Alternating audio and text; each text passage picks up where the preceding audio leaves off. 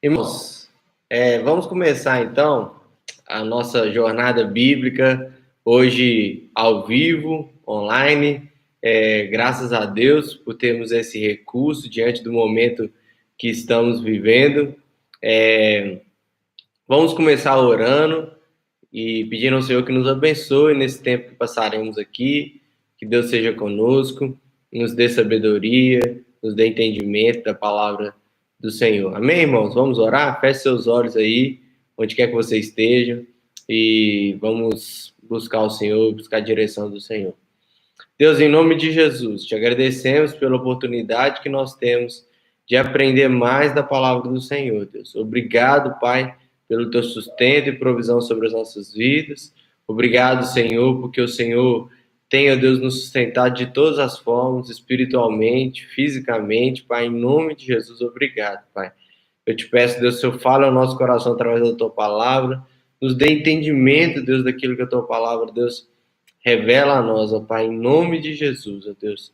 Nós clamamos ao Senhor por isso, abençoa cada vida que está assistindo esse vídeo agora, ó Pai, em nome de Jesus, Senhor. Amém, Deus. Amém. Amém, irmãos. Lembrando, irmãos, se você tiver alguma pergunta, surgiu alguma dúvida aí, você pode mandar, comentar aqui a sua dúvida, que eu vendo, eu paro e respondo a sua dúvida. Se você não consegue escrever aqui no chat aqui do YouTube, você pode mandar lá no grupo da igreja e que eu consigo ver daqui e eu respondo a sua pergunta também, tá bom? Mas se você conseguir mandar aqui no YouTube, fica mais fácil você mandar a sua pergunta e eu responder. Mas se você não conseguir, pode mandar lá no WhatsApp que eu vejo aqui, tá bom? Vamos lembrar rapidamente que nas últimas 2 semanas nós falamos sobre a criação, Gênesis 1, sobre como Deus cria todas as coisas, lembrando que de Gênesis a Deuteronômio, os 5 livros, o Pentateuco, foram escritos por Moisés e dados por Deus, revelado por Deus a Moisés, lá no Monte Sinai, quando o povo de Israel tinha saído do Egito. Então é nesse contexto que esses livros são escritos e dados ao povo, e essas histórias, as histórias que aconteceram desde a criação, Deus começa a ele mesmo falar ao povo de Israel, porque com certeza, de geração em geração, foi passando tudo o que aconteceu aqui, mas a revelação dada por Deus, com certeza, é mais completa, é perfeita e é eficaz, né? Então, nós vimos que Deus escreve, Deus manifesta a Israel que ele criou todas as coisas, porque Israel tinha tido contato com vários deuses no Egito e com outras nações também, e muitos dessas nações fizeram de coisas que Deus criou para serem seus deuses. Por exemplo, o sol, a lua, alguns animais. As nações tornam essas criações de Deus como Deus, e Deus, quando revela Gênesis 1 para Israel, fala, olha, tudo isso que essas nações diziam ser deuses são apenas criações minhas. Então, mostrando que Deus é supremo, ele é o único Deus sobre todos. Gênesis 2 é mais ou menos um resumo do que Deus fez nos 7 dias, principalmente relatando de uma maneira mais detalhada a criação do homem e da mulher. Quando a gente lê Gênesis 2, dá uma ideia que a mulher foi criada depois dos 7 dias, né? E não, a mulher foi criada no 6º dia. Então, Deus, depois do 7º dia, Deus não mais exerce o seu ato criativo. Ele cria nos 6 dias, descansa no 7º, e depois o homem que vai desenvolvendo a criação de Deus. Nós vimos isso na semana passada. Vimos também que Deus institui o sábado, o sabá, que é o dia de descanso, que para nós é o domingo, porque Cristo ressuscitou no domingo, como nós vemos no Novo Testamento, o povo de Israel se reunir no domingo para adorar o Senhor. Vemos também Deus instituir a família no finalzinho do capítulo 2, instituir o casamento, consequentemente a família, porque Deus tem propósitos eternos com a família.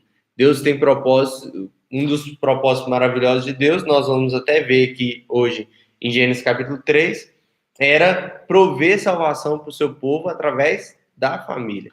E claro, o objetivo da família é Deus criar o seu povo, Deus formar aqueles que seriam o seu povo. Então a gente vê em Gênesis 3, que é um dos momentos, um dos textos que nós mais conhecemos, e é o texto que muda completamente a história do homem, não a história de Deus, a história do homem e a história da mulher, a história da criação de Deus. Muda completamente tudo isso quando homem e mulher têm contato com a serpente possessa por Satanás. Satanás não é uma serpente.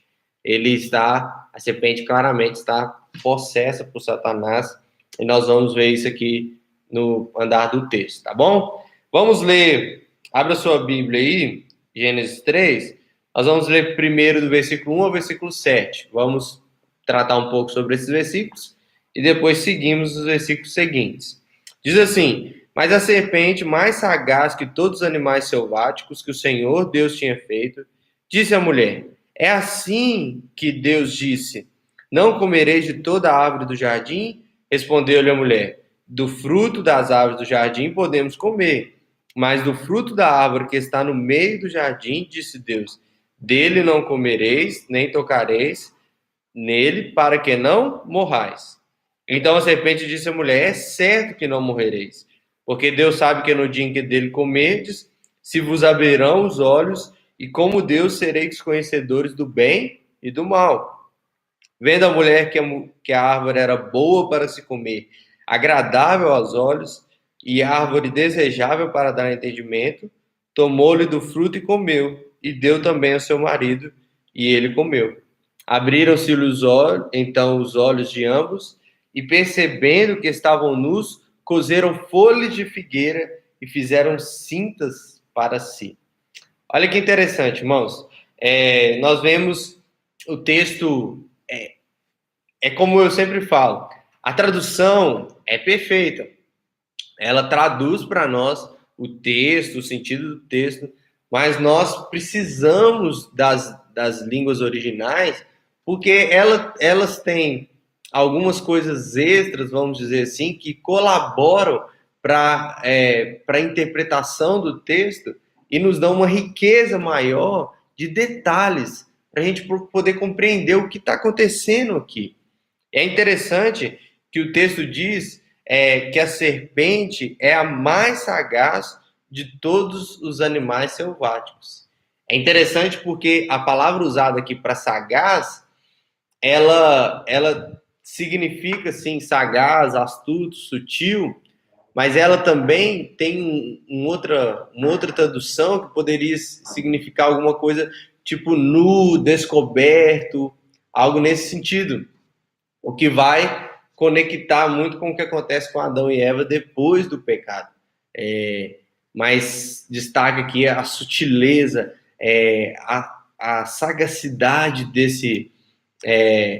desse animal, claro que possuído por Satanás também, que o Senhor Deus tinha feito. Então, isso não é um animal novo que surge. Deus tinha feito a serpente. Deus criou a serpente. E é por isso que nós vemos, uma das bases para se afirmar que a serpente estava possessa por Satanás. Ela não era Satanás. Ela estava possessa, por quê? Porque é uma criação de Deus. E ela então diz à mulher: é assim que Deus disse? Não comereis de toda a árvore do jardim? Irmãos, nós podemos afirmar que Satanás não é desprovido de inteligência. Satanás é inteligente. Satanás podemos dizer que tem certa medida de sabedoria. Então ele sabe muito bem o que ele está fazendo aqui. Ele sabe muito bem o que ele está falando com Eva. E aqui ele, de maneira, como a própria palavra diz, de maneira sutil, ele começa ardilosamente, ele começa assim, daquela maneira escorregadia, distorcer aquilo que Deus falava, aquilo que Deus falou para Adão, e consequentemente a Eva. E é interessante isso, porque é como se você fala algo que é verdadeiro, mas você muda um detalhezinho ali para tentar confundir a pessoa. E isso é interessante, irmãos, porque durante toda a palavra de Deus, nós vemos, tanto no Antigo Testamento quanto no Novo Testamento, os homens de Deus alertarem ao povo de Deus a respeito de falsos profetas, de falsos mestres, de falsos pregadores. Ou seja, o primeiro falso mestre, o primeiro falso pregador, o primeiro pregador enganoso foi Satanás. Quando começa a falar uma coisa com Eva, enganosa, tentando ludibriar Eva. Tem um comentarista que, comentando esse texto, ele diz que Satanás fala como um teólogo angélico e cativante. Um pastor ou um pregador que parece um anjo, que cativa. Às vezes, quantas vezes, irmãos, talvez você aí já pode ter tido essa experiência, pode falar, de ter ouvido um pregador e ter ido na onda, muitas vezes, desse pregador, pelo jeito dele falar, pela maneira dele falar. Às vezes a gente nem presta atenção muito no que as pessoas estão falando, mas mais na maneira como elas estão falando. Às vezes a maneira de falar cativa a gente.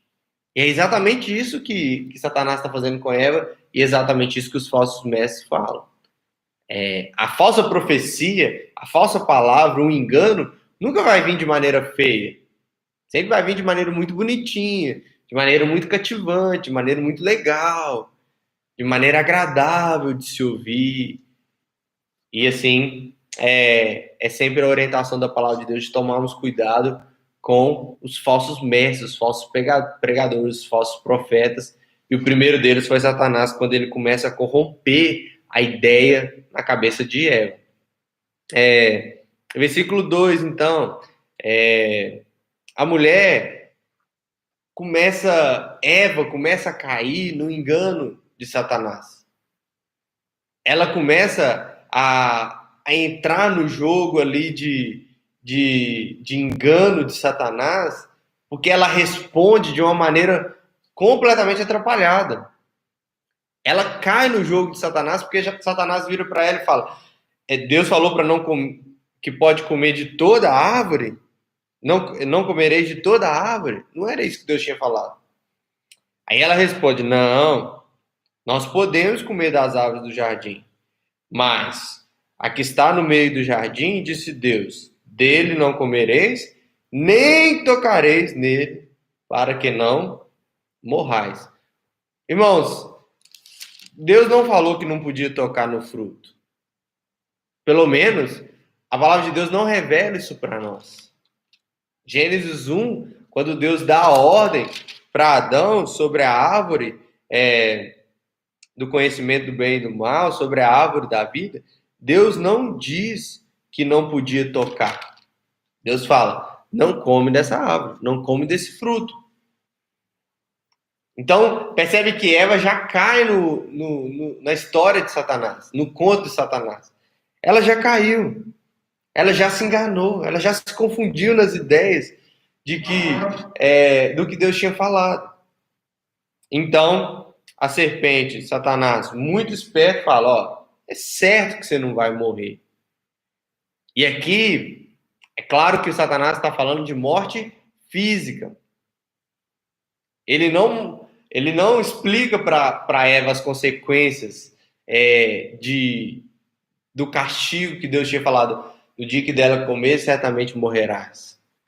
Porque quando Deus fala dessa morte, Deus está falando de 3 mortes. Morte física, morte espiritual e morte eterna. Qual que é a diferença, irmãos? Morte física é nós morrermos aqui nesse mundo. Morte espiritual é a separação de Deus. Nós estávamos separados de Deus. Nós vamos ver isso aqui com Adão e Eva. E morte eterna é a separação completa de Deus por toda a eternidade. Viver toda a eternidade completamente separado de Deus. Então, ela continua o seu engano a Eva, dizendo: certamente não morrereis. E aí, Satanás, esse falso pregador, oferece uma coisa para Eva que não era verdade, que ele não explica direito o que era que ele estava oferecendo.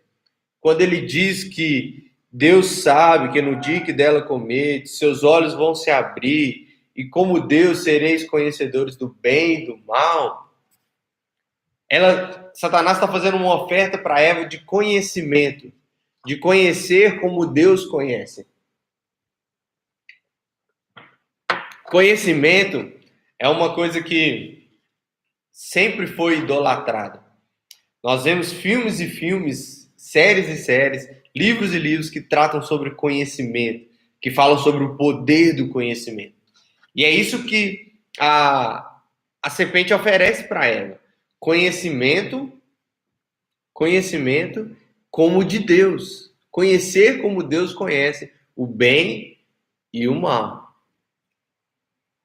Então, no versículo 6, é interessante, antes de ir para o versículo 6, irmãos, um detalhe da expressão conhecer e como Deus sereis conhecedores do bem e do mal.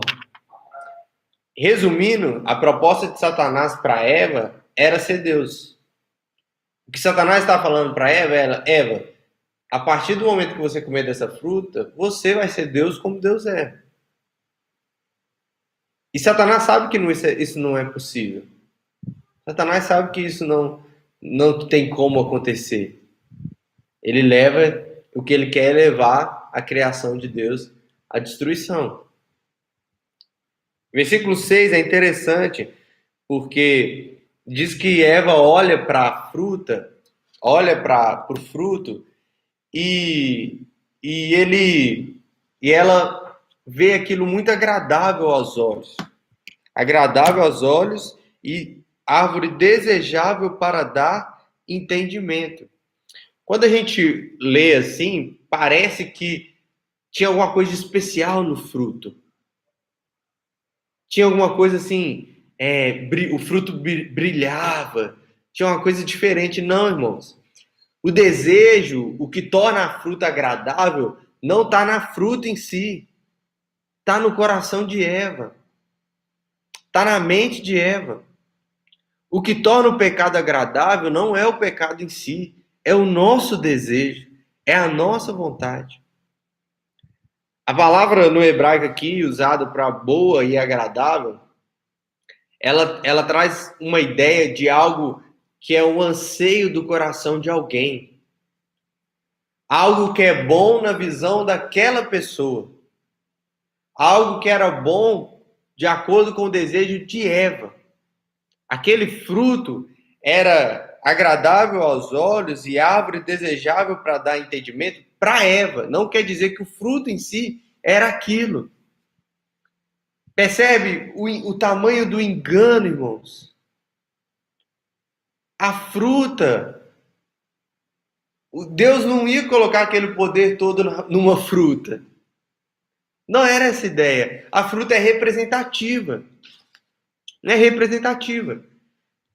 O que torna ela agradável, o que torna o pecado agradável, é o desejo do nosso coração. O pecado nunca é agradável.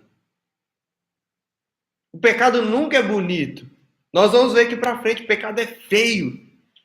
O pecado humilha. O que floreia o pecado é o desejo do nosso coração. É a nossa vontade. O texto diz que a árvore desejável para dar entendimento. É interessante que a ideia aqui dessa palavra entendimento é uma capacidade de solucionar problemas, de impedir alguma coisa, como a morte, por exemplo. Então, talvez o que Eva pensou é que, conhecendo como Deus conhece, ela poderia ser capaz de solucionar o castigo que Deus tinha estipulado por comer aquela fruta. Então, talvez ela tinha pensado assim: eu vou conhecer tão bem como Deus conhece, que eu vou poder dar um jeito aqui de resolver o problema e Deus não vai castigar a gente. Ou nós não vamos sofrer esse castigo. O que acontece, irmãos, é que de fato, e é interessante porque a serpente, Satanás, disse que os olhos deles iriam se abrir. No versículo 7, os olhos deles se abrem.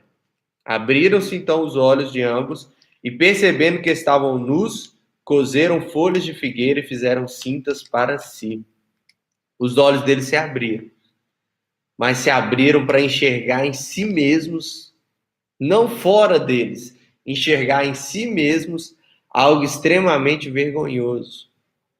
E a nudez aqui, irmãos, não quer dizer necessariamente a respeito de estar sem roupa, mas a nudez na Bíblia, ela sempre se refere ao pecado, a uma pessoa indefesa, uma pessoa fraca, uma pessoa envergonhada, uma pessoa humilhada, a vergonha em si. Ou seja, a nudez, o que expõe aqui a palavra de Deus falando sobre nudez, é que o fato eles se tornaram pecadores. Eles se tornaram mortos espiritualmente. Nós vamos ver mais para frente como que o texto mostra isso, que eles estavam mortos espiritualmente. Não tinha mais vida. Não tinha vida com Deus. E é interessante, irmãos, que o texto, talvez você nunca prestou atenção nesse detalhe, mas o texto diz que eles colheram folhas de figueira e fizeram cintas para si. Irmãos, alguém já se queimou com folha de figueira? Se você não sabe, folha de figueira, ela causa queimadura. Eu estava até vendo umas reportagens sobre isso, falando que tem algumas pessoas que começaram a usar a folha de figueira, o caldo da folha de figueira, para fazer bronzeamento, questão de estética. E essas pessoas começaram a procurar o hospital por causa de queimaduras muito graves causadas por isso. E achei isso muito interessante, porque pessoas estão preocupadas com a estética, né, com o exterior, com a questão estética, causando um dano a si mesmo, assim como Adão e Eva fizeram aqui. Porque a folha de figueira, o contato dela com a pele, eu não sei explicar se precisa de um tempo ou algo assim, ela causa queimaduras. Então, isso mostra o quão Adão e Eva estavam já corrompidos de pecado, porque eles tentam tampar a sua vergonha com algo que ia machucar eles mesmos. Então, o texto continua. Vamos ler versículo 8, diz assim: quando ouviram a voz do Senhor Deus que andava no jardim pela viração do dia, esconderam-se da presença do Senhor Deus, o homem e sua mulher, por entre as árvores do jardim. Irmão, se alguém tiver alguma pergunta, pode mandar aí na mensagem ou lá no grupo do WhatsApp que eu respondo aqui, tá bom? Se alguém tiver alguma pergunta, pode mandar. O versículo 8, então, mostra o quão Adão e Eva estavam já sujos de pecado, mortos espiritualmente, separados de Deus. O texto mostra para nós que Deus, então, desce ao jardim, andava no jardim pela viração do dia e esconderam-se da presença do Senhor. Isso mostra para nós que durante os dias que Adão e Eva viveram ali no Éden, provavelmente eles tiveram, durante esses dias, encontros com Deus, onde Deus ia se revelando a eles, ensinando a eles muitas coisas, se relacionando com eles. Deus não criou Adão e Eva para ficarem sozinhos lá no jardim, e com certeza eles tiveram filhos, e eles tinham um relacionamento com Deus. E o texto diz, então, que eles se escondem da presença de Deus entre as árvores do jardim. Irmãos, tenta imaginar a cena na sua mente. Adão e Eva eram cientes de muita coisa de Deus. Eles conheciam muito a Deus. Não havia pecado. Eles iam adquirindo conhecimento de Deus, dos encontros que Deus tinha com eles, da própria revelação da natureza. Eles conheciam a Deus, adquiriam conhecimento de Deus, e agora eles acham que podem esconder de Deus atrás de uma árvorezinha, irmão. É igual nós mesmos. Nós somos assim. Nós achamos que se ninguém sabe, Deus não sabe. Deus não sabe. Nós estamos aí tudo fechado, comércio fechado, né? E algumas pessoas têm denunciado comércios que fica a porta fechada, mas a pessoa está lá dentro, atendendo de alguma maneira, tentando dar um jeito, né? E quando eu vi alguns vereadores falarem sobre isso, postarem sobre isso, eu estava preparando esse estudo, eu lembrei disso. Esses comerciantes tentando vender escondido, fazer escondido, com as portas fechadas, é igualzinho Adão e Eva, atrás da árvore, achando que estão escondidos de Deus. O homem, irmãos, muitas vezes no seu pecado acha que, nossa, eu estou bem no meu pecado, porque ninguém está sabendo do meu pecado. Ninguém. Toda vez que um homem pensa assim, ele está igual Adão e Eva, escondidinho lá atrás de uma árvore, achando que Deus não está vendo eles. É como aquela criança que às vezes vai brincar de esconde-esconde, a criança bem pequenininha, e você tem que procurar a criança. E a criança está lá escondida num lugar que está aparecendo o pé dela, a mão dela, uma parte do corpo, e ela acha que você não está vendo. E você fica ali brincando, achando que não está vendo, mas não tem como. É basicamente isso, irmãos. Adão e Eva mostram o quanto eles estavam mortos espiritualmente, separados de Deus, quando eles acham que poderiam esconder de Deus, ficando atrás de uma árvore. Irmãos, isso mostra quanto o pecado é feio, quanto o pecado é sujo, quanto o pecado é vergonhoso. Irmãos, nós não, como eu disse, nós não somos diferentes de Adão e Eva. Nós faríamos o mesmo e nós fazemos o mesmo. A gente vai enfiando os nossos pecados em um monte de caixinha, lá no fundo do coração, da mente, achando que, nossa, se eu conseguir esconder o meu pecado dessa pessoa ou de alguém. Mas não tem como esconder o nosso pecado daquele que enxerga todas as coisas, daquele que vê todas as coisas.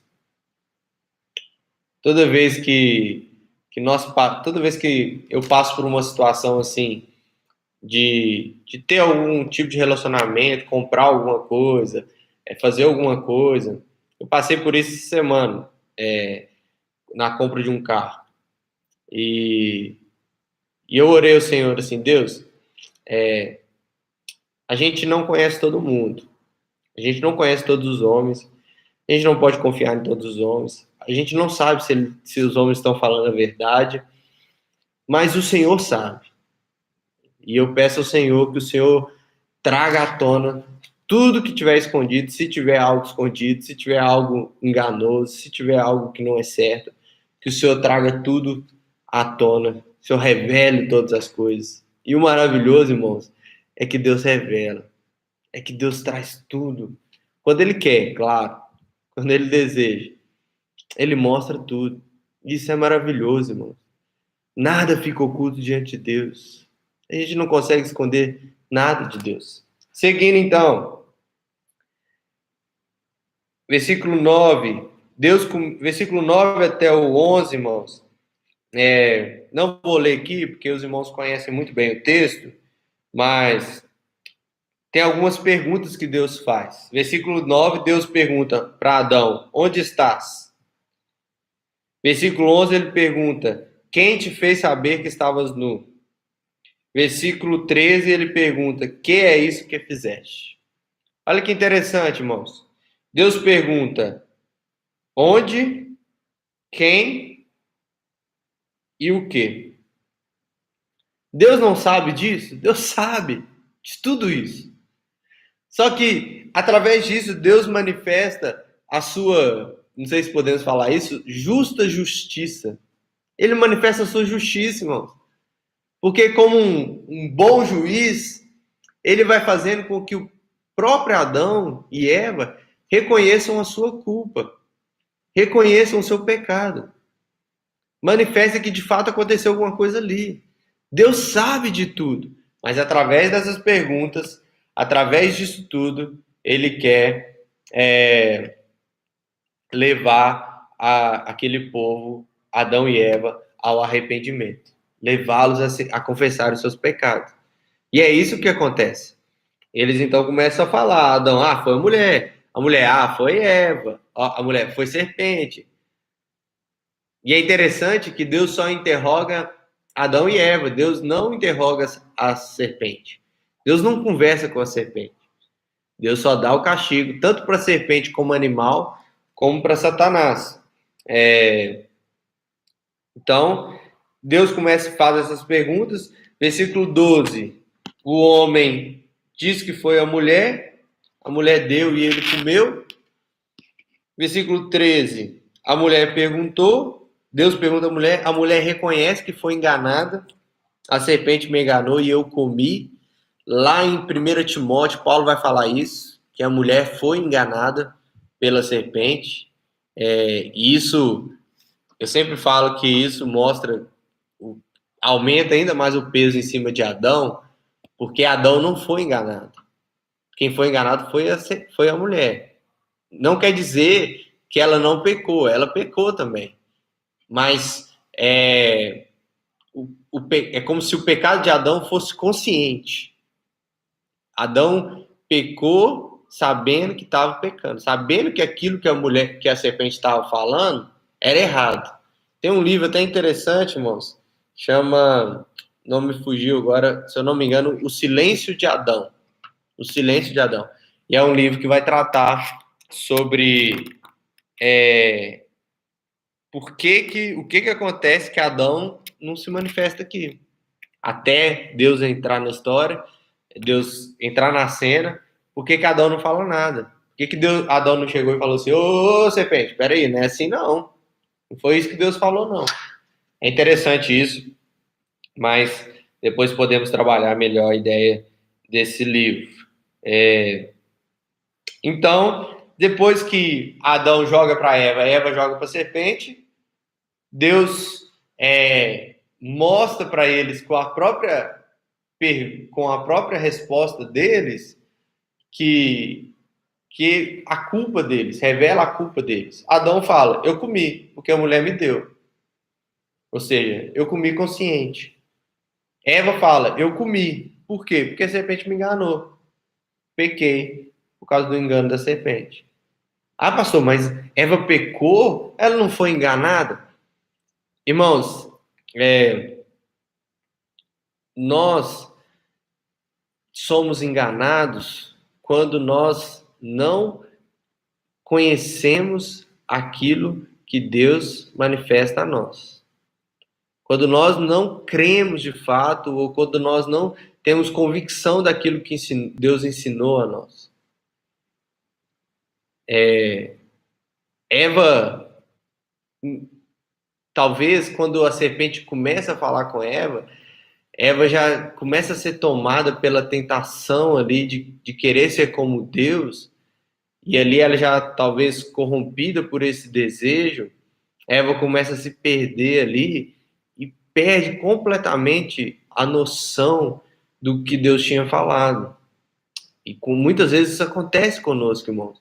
Muitas vezes nós pecamos, muitas vezes nós somos enganados por falta de conhecimento da palavra de Deus, ou por falta de fato, buscar afixar essa palavra em nossas vidas. Não quer dizer que Eva não sabia, que Eva não aprendeu direito, nada disso. Mas ela foi tomada ali pelo seu próprio pecado. Versículo 14. Então, Deus começa a dar o castigo. Deus começa a manifestar qual seria o castigo. Versículo 14 mostra o castigo do animal serpente. Diz que esse animal iria rastejar sobre o seu ventre e comer o pó todos os dias da vida. Pó sempre está relacionado na palavra de Deus à humilhação, sempre relacionado à derrota, algo nesse sentido, à morte. E então a serpente sofre esse castigo, versículo 15. É um castigo, e aqui é interessante porque podemos dizer que é o clímax do texto de Gênesis capítulo 3. Por quê, irmãos? Porque é o texto onde Deus, ao manifestar o castigo da serpente, Deus apresenta o evangelho de Cristo Jesus. Não, pastor, como assim o evangelho de Cristo Jesus? Está nem falando de Jesus? Está falando de Jesus, não explicitamente, não claramente a palavra Cristo, mas Deus está aqui apresentando o que nós chamamos de proto-evangelho, ou seja, do evangelho, primeira vez que o evangelho é anunciado, a primeira vez que o evangelho é apresentado. Deus, ao castigar a serpente, ele apresenta o seu plano de salvação ao homem, quando ele diz, versículo 15, porém, inimizade entre ti e a mulher, entre a tua descendência e o seu descendente. Esse te ferirá a cabeça e tu lhe ferirás o calcanhar. É interessante que Deus aqui,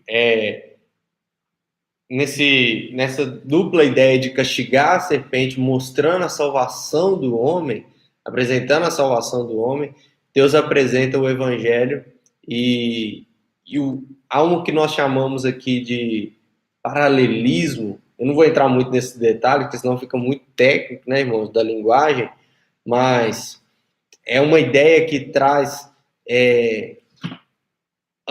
que ambos serão feridos de alguma maneira. Ambas as descendências, tanto a descendência da mulher quanto a descendência da serpente, serão descendências que uma vai ferir a outra em algum ponto. Vai haver luta, vai haver aflição, vai haver sofrimento, mas a batalha já está resolvida.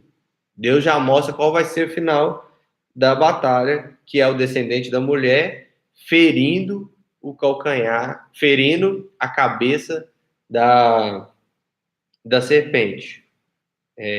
A tradução nossa que está ferir, e a palavra no hebraico também traz a ideia de pisar, mas a melhor tradução seria ferir realmente a cabeça da serpente. E então, irmãos, aqui o juízo de Deus sobre a serpente, e ao mesmo tempo apresentando o evangelho de Cristo Jesus, Deus não... Isso aqui traz uma mensagem tão valiosa para nós, irmãos, porque Deus aqui não tira o sofrimento de fora. Deus não falou assim, ó, o descendente da mulher vai vir e vai acabar com a serpente. Não. Ele falou que a serpente ia ferir o calcanhar do descendente da mulher. E nós vemos isso já no capítulo 4 de Gênesis. A gente já vai ver essa luta entre o descendente da serpente e o descendente da mulher. É importante destacar aqui que quando fala descendente da mulher, o texto está falando literalmente de filhos de Eva, pessoas que, uma linhagem que começa em Adão e Eva e vai seguindo até Jesus. Quando ele fala de descendente da serpente, é lógico, não é algo literal, porque a serpente não vai dar, Satanás não vai dar filhos, não vai gerar filhos, mas se fala de pessoas até na vinda de Cristo, que seriam levantados para tentar acabar com essa linhagem do Messias. Isso acontece diversas vezes nas Escrituras. Não vou falar aqui agora, porque fica para os nossos próximos encontros, porque a nossa jornada bíblica vai chegar nesses eventos aí, onde o descendente da serpente tenta destruir a descendência da mulher. Mas o texto mostra para nós que o sofrimento faz parte da vitória do descendente da mulher. Ou seja, o descendente da mulher não ia sofrer, não ia ganhar sem sofrimento. A vitória do descendente da mulher envolve sofrimento. Por isso, irmãos, que a vida com Deus não é uma vida imune de sofrimentos. É por isso que aqueles que prometem um evangelho, que pregam um evangelho sem sofrimento, são filhos da serpente, são falsos profetas, são falsos pregadores.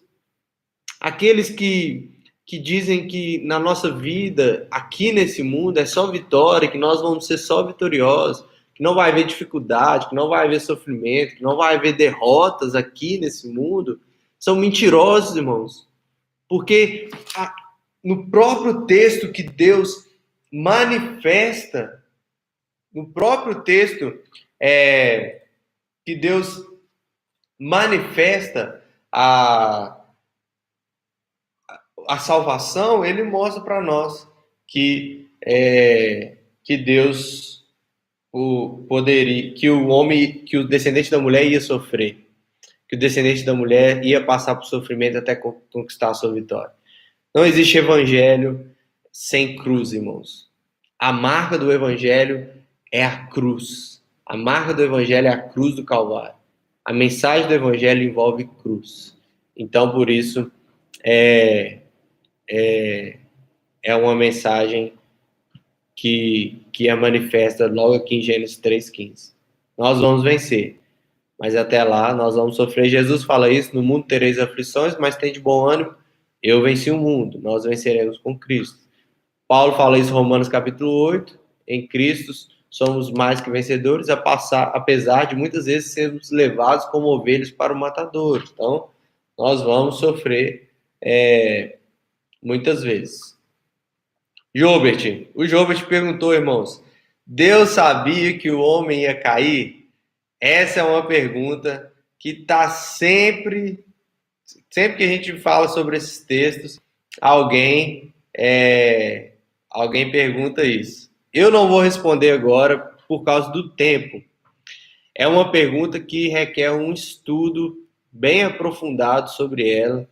Então, porque todo mundo pergunta, Deus sabia que o homem ia cair, Deus criou o mal, e todas essas coisas são perguntas que parecem simples, irmãos, mas não são. Nós precisamos dar uma boa explicação para não criar um parafuso na sua cabeça. Então, se eu começar a responder a pergunta do Job agora, a gente vai terminar aqui umas 10h30, 11 horas, porque demora, precisa de tempo, tá bom? Então, a pergunta do Job está gravada e a gente vai fazer um estudo específico sobre isso para poder responder essa pergunta. Se Deus sabia que o homem ia cair, por que Deus não fez nada? Porque a gente pergunta assim, não, Deus sabia. Então, por que aí outra pessoa pergunta, por que Deus deixou então? Aí outra pessoa assim, mas então Deus criou o mal? Aí outra pessoa assim, mas por que Deus não impediu Adão e Eva de pecar? Por que Deus não tirou o pecado do mundo e fez a criação de novo?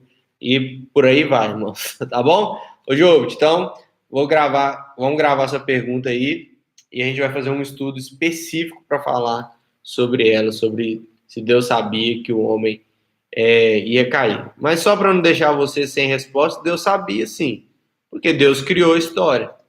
Ele é o autor da história, então Deus, claro que ele sabia. Se Deus não soubesse que o homem ia cair, ele não é Deus. Se Deus não sabe de alguma coisa, ele não é Deus. Então Deus sabe de todas as coisas. Deus sabe de tudo. E Deus sabe não é porque ele enxerga para frente. Deus sabe é porque ele construiu tudo para frente. Então Deus, alguns acreditam assim, que Deus sabe de todas as coisas porque Deus consegue enxergar o futuro. Não. Deus sabe de todas as coisas é porque ele criou todas as coisas. Ele que definiu a história. Ele criou o livro. A gente vive no livro. A gente não sabe o que acontece no final do livro. Deus sabe por quê? Porque ele criou o livro, ele escreveu o livro, ele escreveu a história. Então ele sabe de todas as coisas. Tá bom? Mas uma resposta mais completa fica para outro estudo.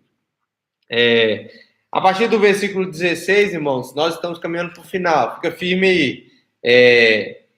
Nós vemos as consequências do pecado sobre Eva, sobre Adão e sobre a terra, sobre a criação de Deus. Isso é muito interessante. Versículo 16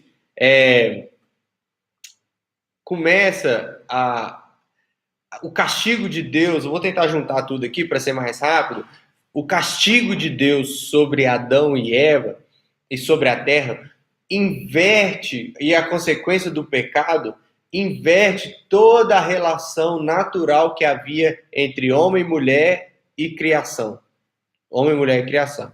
Então, a gravidez da mulher agora, a sua relação ali de gravidez, de gerar filhos, não seria uma tarefa fácil. Seria uma labuta dolorosa. Nós vemos que mulheres passam por gravidez hoje, algumas têm ali talvez uma gravidez mais tranquila, mas uma hora ou outra gravidez tem aquele enjoo, tem alguma coisa que gera um desconforto. Tem algumas que passam por gravidez extremamente dolorosas, por partos extremamente dolorosos. Ou seja, essa relação aí é completamente corrompida pelo pecado. A relação da mulher com o homem, irmãos, olha que interessante, porque o texto diz assim: o teu desejo será para o teu marido e ele te governará. É interessante a palavra de Deus falar isso, porque quando Deus criou a mulher, Deus já diz que estava criando uma auxiliadora, alguém para auxiliar Adão, alguém para caminhar com Adão, alguém para ajudar Adão. É interessante que o texto aqui traz uma ideia de que o teu desejo será para o teu marido, é que o desejo de Eva continuaria dominando, porque ela quis ser igual a Deus. Então agora ela vai continuar querendo assumir uma função que não é dela, assumir um lugar que não é dela. Então toda essa estrutura aqui do castigo de Deus para Eva indica que desde aqui, como consequência do pecado, a mulher teria dificuldades com a sua submissão ao marido, com o desejo de ela dominar, de ela e ter um domínio que não faz parte. E até a palavra domínio, que ele te governará, ou ele te dominará, é algo que não havia sido falado na criação. Deus não criou o homem para dominar sobre a mulher. Deus não criou o homem para exercer domínio sobre a mulher. Qualquer pessoa que falar isso está falando um engano. Deus não criou o homem para isso. Deus, e tanto é que Paulo, lá em Efésios capítulo 5, vai explicar o que é a verdadeira masculinidade. O que é o verdadeiro homem, como é o original, o homem original criado por Deus. É o homem que se sacrifica pela mulher. É o homem que ama a mulher como Cristo ama a igreja, que protege, que cuida. É o homem que, como eu gosto de falar sempre para os casais aqui da igreja, que trata a sua mulher como um jardim, uma flor do jardim. E vai cuidando dela para ela crescer, ficar bonita, bela e deixar a nossa casa bem bonita. Então, percebe? A palavra de Deus nunca tinha mandado o homem dominar a mulher. E a palavra de Deus havia falado que a mulher ia auxiliar o homem. Uma questão de uma submissão, mas não uma submissão onde um domina e o outro serve, o outro obedece, né? Nesse sentido rigoroso, ditador. Não. No sentido de um tem a autoridade dada por Deus, que protege, que cuida, que se sacrifica, que ajuda, e a mulher, como auxiliadora, submissa a esse homem, auxilia o homem em toda a sua tarefa. E são essas relações que o pecado deturpa, e quão deturpada está essas relações nos nossos dias, irmãos, infelizmente. Infelizmente. Homens que se tornam ditadores, ou muitas vezes nem se tornam ditador, se tornam nada mesmo. Não exerce a autoridade dada por Deus, a autoridade no sentido de cuidar, de instruir, de orientar, de proteger e tudo. e mulheres também, que muitas vezes não fazem o seu papel de auxiliar, de ser submissas, e muitas vezes querem assumir um papel de domínio de domínio, de administração de liderança que não foi dado a Deus por Deus a elas, foi dado ao homem. Então, outra relação que corrompe tudo com o pecado é a relação com a criação de Deus. Deus fala que o homem agora ia ter custar a cultivar a terra. Era isso que Adão fazia no Éden. Ele cultivava a terra e era tranquilo. Ele cultivava a terra, aceitava as árvores cresciam, tudo beleza. Agora não. Ele ia plantar e o negócio não ia dar muito certo. Ele ia ter que ralar e aquela coisa toda e suar para conquistar o seu fruto, o seu sustento, e o negócio não ia ser bom para ele, não. Então, a sua relação com o solo seria ruim. No versículo 19, versículo 20, 19, finalzinho fala, porque tu és pó e ao pó tornarás. Aqui, Deus manifesta o castigo da morte física, ou seja, o homem não é mais eterno, o homem não é mais eterno vivendo nesse mundo, vamos dizer assim. O homem não viverá mais nesse mundo eternamente, o seu corpo vai se corromper até se tornar pó. É isso que acontece conosco, né, irmãos? Quando nós morremos, nosso corpo vai se corrompendo, se decompondo, até virar pó de novo. Versículo 20, já estamos acabando, viu, irmãos? Rapidinho, nós acabamos aqui. É interessante o nome de Eva. O nome de Eva é importante. E deu o homem o nome de Eva, sua mulher, por ser mãe de todos os seres viventes. Olha que interessante, irmãos. Essa expressão de Adão, e depois nós vamos ver mais para frente também nos outros estudos, que no capítulo 4, que Eva também demonstra essa maturidade, esse entendimento.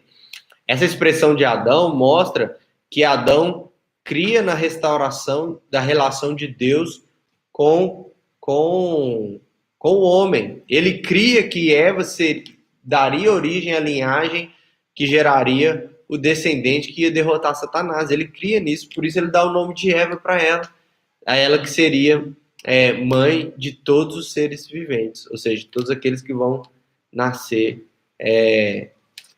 mais para frente. Depois, versículo 21, Deus faz vestimentas de pele para Adão e sua mulher e os vestiu. Aqui, irmãos, é mais um ponto que aponta para Cristo, porque aqui acontece o primeiro sacrifício na história. Deus sacrifica um animal, um inocente, para tirar sua pele e fazer vestes para cobrir a nudez, para cobrir a vergonha, para cobrir o pecado de Adão e Eva. É isso que Deus faz conosco em Cristo Jesus, irmãos. Deus sacrifica a Cristo na cruz do Calvário, um inocente, para que o sangue de Jesus derramado sobre nós limpe a nossa nudez, limpe a nossa vergonha, limpe todo pecado em nós. Então isso aponta, claro, para Cristo, cobrindo o nosso pecado, para que a nossa relação com Deus seja restaurada. Aqui, a relação de Adão e Eva são restaurados com Deus. Tem gente que pergunta, Adão e Eva vão para o céu? Com certeza. Com certeza, esse texto mostra isso. Eles receberam o perdão do Senhor e foram restaurados no seu relacionamento com Deus, quando Deus sacrifica um inocente para poder tampar os pecados de Adão e Eva. Deus, então, proíbe, expulsa eles do jardim. O ato de Deus os expulsar do jardim é um ato de purificação daquele lugar santo, daquele lugar puro, daquele lugar onde Deus criou o homem, a natureza, e Deus expulsa eles ali, e a figura de linguagem aqui da árvore da vida, para que o homem não comesse e vivesse eternamente. O homem, então, é lançado para fora do Éden para lavrar a terra, para continuar vivendo, e havia um querubim ali que ficava na proteção ali do do jardim. No capítulo 4 e 5, irmãos, nós não vamos tratar hoje, vou tratar um pouco na semana que vem, mas ele mostra a escalada do pecado, como que o pecado, o homem vai pecando, pecando, e esse pecado vai só aumentando, só expandindo. Amém, irmãos? Aplicando isso então para nossas vidas, o que nós podemos ver aqui? Primeiro, o pecado, ele na sua essência é idolatria. Todo pecado em sua essência é idolatria. Todas as vezes que nós estamos pecando, nós estamos idolatrando algo ou alguém.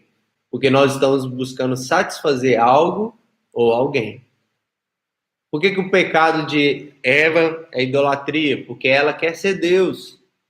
Que o pecado de Adão é idolatria? Porque Adão quer ser Deus.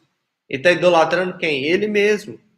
E na maioria das vezes os nossos pecados são porque nós idolatramos nós mesmos. Nós queremos satisfazer as nossas vontades, os nossos desejos. Em segundo lugar, só Deus pode prover salvação, irmãos.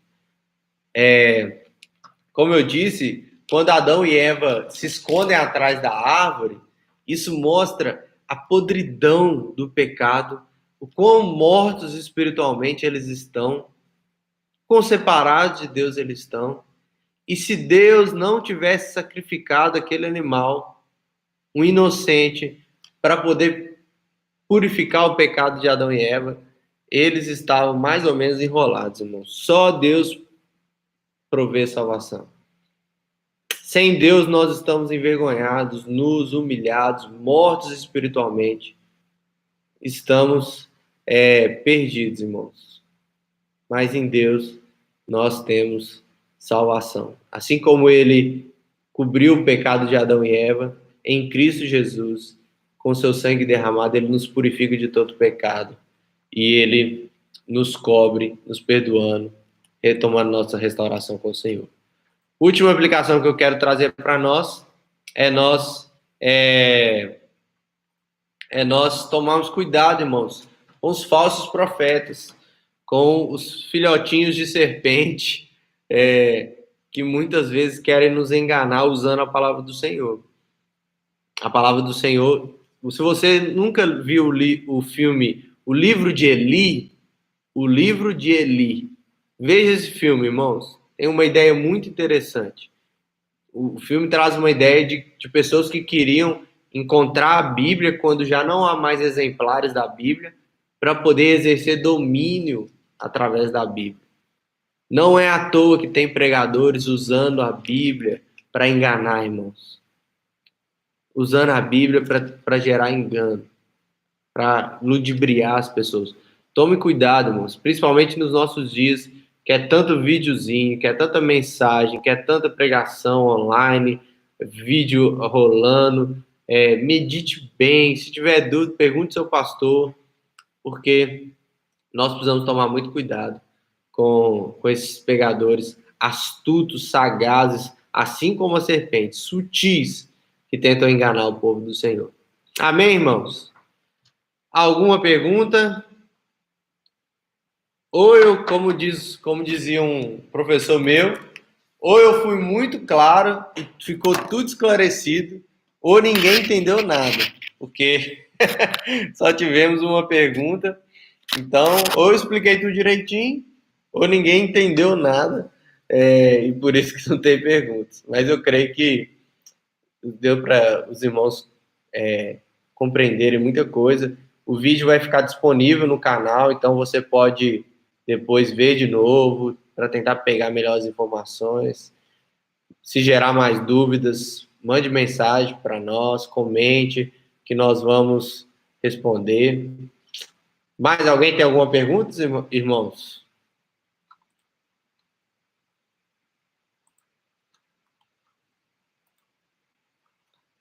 Alguém tem alguma pergunta? Vou dar um tempinho aí, às vezes tem alguém escrevendo alguma pergunta. Senão nós vamos orar para encerrar.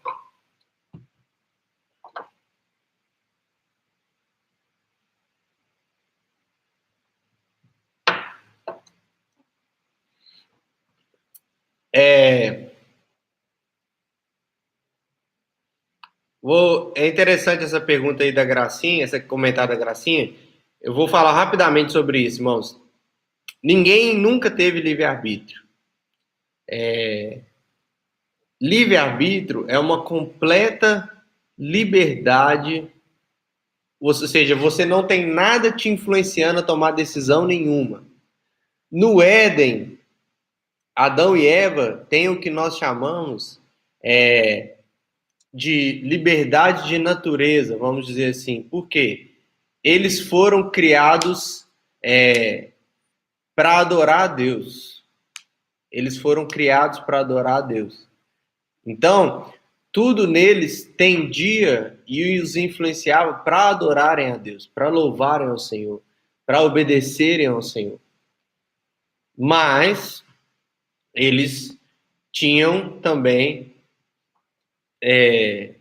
a liberdade do contrário, né? De também desobedecer a Deus. Isso não quer dizer livre-arbítrio. Livre-arbítrio nem Deus tem, irmãos. Ó, pastor, mas Deus não tem livre-arbítrio? Não. Deus pode pecar?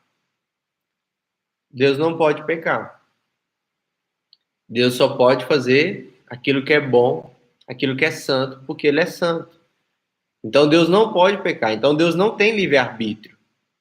O livre-arbítrio é algo tão antibíblico, é algo tão assim, que não vem de Deus, irmãos, que nem Deus tem livre-arbítrio. Se Deus não tem livre-arbítrio, Ele daria ao homem uma liberdade que Ele mesmo não tem? Então, o que Adão e Eva tinham, e quem viveu ali no Éden, os filhos deles, eles tinham uma liberdade de natureza, que nós chamamos. Estou dando uma explicação meio superficial, irmãos, por causa do tempo. Mas a ideia principal que você precisa entender é essa. Nem Deus tem livre-arbítrio.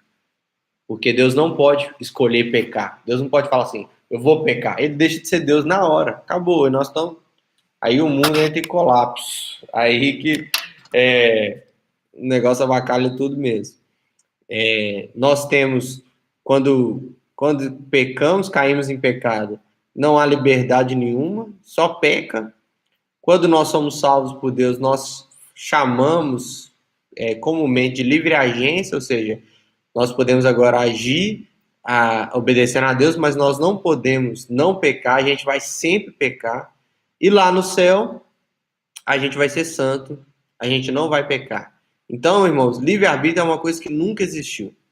Mas eu vou gravar, a gente vai fazer outro estudo falando sobre liberdade, sobre essa questão aí, que é uma questão muito interessante, mas também o tempo não vai permitir a gente passar por ela toda. Mas quando alguém falar de livre-arbítrio, fala assim com a pessoa, meu amigo, se nem Deus tem livre-arbítrio, nós vamos ter livre-arbítrio algum dia? Nunca.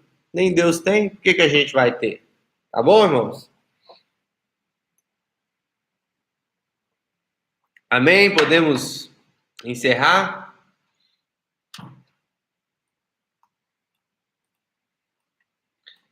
Lembrando que a live vai ficar gravada, então você pode ver de novo depois, quantas vezes você quiser. Se gerar mais dúvidas, você pode perguntar.